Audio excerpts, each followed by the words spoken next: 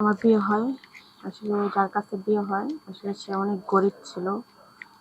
তো সংসার চালানোটা আমাদের খুবই কষ্ট হয়ে যাইত। মানে ৩ বেলা আসলে খাইতে পারতাম না। অনেক কষ্ট করে সংসার চলতো। আর আমার বাপের বাড়িও গরিব ছিল, যার কারণে আসলে তাড়াতাড়ি বিয়ে দিচ্ছিল। তো এরকম করে আসলে চলতেছিলাম। তো একসময় চিন্তা করে দেখলাম যে কত আর কষ্ট করা যায়। আমার আর আসলে সহ্য হচ্ছিল না। তো অনেক চিন্তা ভাবনা করে দেখলাম যে এখন বিদেশে পাঠায় দিই। এখন আমি যদি আমার স্বামীকে বিদেশ পাঠাই তাহলে অনেক টাকা লাগবে, এত টাকা তো আমি সংগ্রহ করতে পারবো না।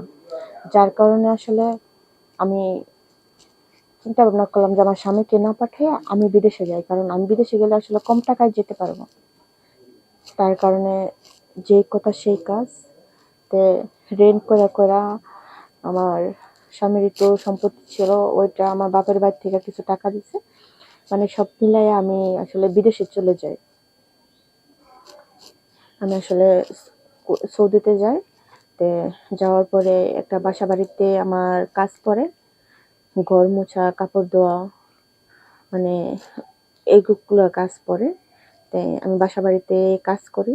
তে বাসা বাড়িতে আসলে যে আমি কাজ করি, আমার উপর দিয়ে কি পরিমাণে ঝড় যায় সেটা তো আমি জানি। কারণ আমি কাজ করে যত পরিমাণে কষ্ট না পাই, তার চেয়ে বেশি কষ্ট পাই যে তারা আমারে রোজ রোজ করে, মানে ব্যবহার করে।